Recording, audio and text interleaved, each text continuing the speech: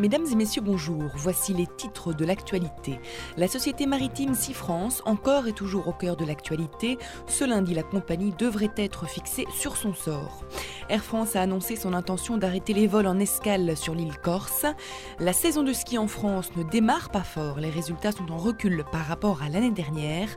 Un passeport d'un nouveau genre sera distribué aux touristes qui se rendent dans les territoires d'outre-mer. Le but est de promouvoir la biodiversité. Madame, Monsieur, bonjour, bienvenue dans l'édition de votre journal. Suite de la saga de l'entreprise SeaFrance, vendredi après-midi, les chances pour sauver encore la compagnie étaient minces. Seule offre formulée à la justice, la SCOP. Il s'agit d'un projet de coopérative qui serait financé par les indemnités de licenciement des quelques 800 salariés, mais elle peine à rallier la majorité. Moins de 250 d'entre eux seraient prêts à y participer. Et ce lundi, nouveau rebondissement, Eurotunnel, l'exploitant du tunnel sous la Manche, a annoncé via son PDG vouloir soutenir le projet de sauvetage de SeaFrance en se portant acquéreur des navires de la compagnie. Ensuite, Eurotunnel remettrait ses navires à la SCOP, qui serait l'opérateur de la compagnie. Le dossier complet est présenté ce lundi après-midi devant les tribunaux parisiens, qui devront trancher une bonne fois pour ou contre la sauvegarde de la compagnie. Nicolas Sarkozy a par ailleurs organisé une réunion ce dimanche afin d'envisager les différents scénarios dans le cas où le tribunal de commerce annonçait la fin de la société. En effet, l'État français s'est engagé à sauvegarder un maximum d'emplois.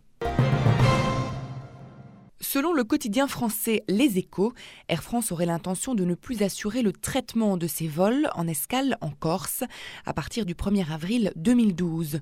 Cela aurait été notifié à Air Corsica, qui va être dans ce cas dans l'obligation de réembaucher les anciens salariés d'Air France, qui seraient au nombre de 400.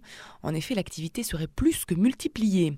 Les Échos précisent également que la compagnie aérienne française enregistrerait une perte annuelle de 25 millions d'euros en Corse, malgré les 65 millions d'euros de subventions versées par la collectivité territoriale de Corse. De plus, Air France est poursuivie par 45 salariés en CDD qui réclament leur réintégration au sein de l'entreprise. Et enfin, le coût d'escale en Corse est 2 fois supérieur au continent. Voilà des raisons suffisantes qui ont convaincu la société aérienne dans son choix.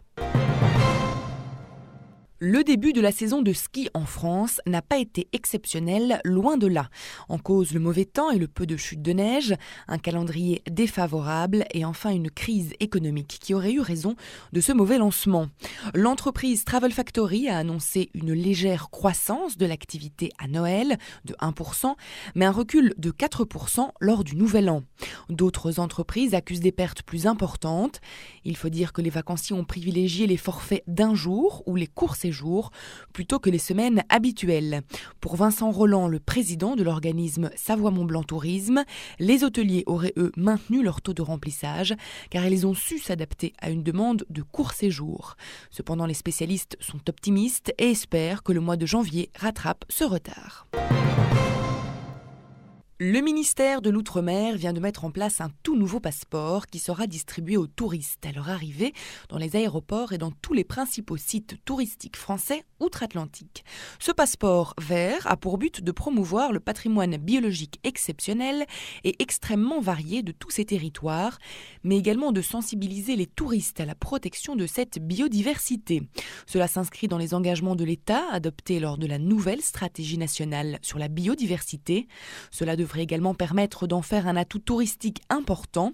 Il faut savoir que 80% de la biodiversité française, soit plus de 13 000 espèces endémiques, viennent de ces territoires. Cependant, ces zones sont actuellement menacées.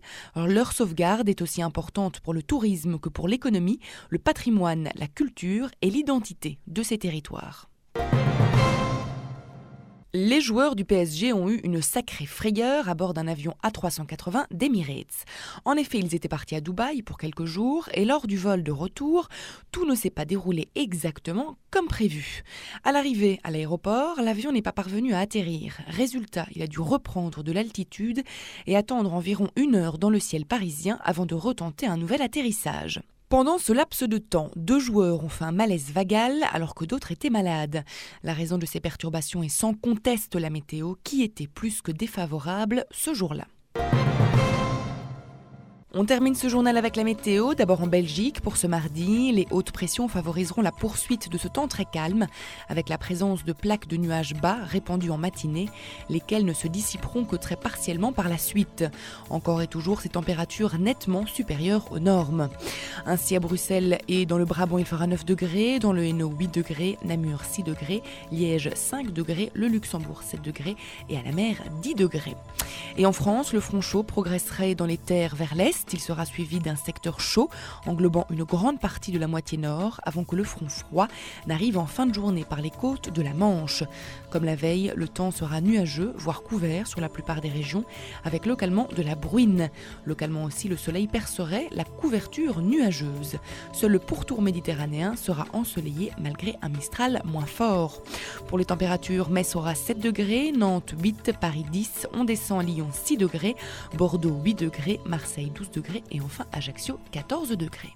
Ceci referme notre journal. Je vous remercie pour votre attention et pour votre fidélité.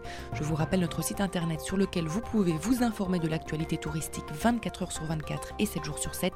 Il s'agit de www.libertytv.com/tv. À présent, je vous quitte sur de superbes images de la Finlande. Belle évasion sur Liberty TV.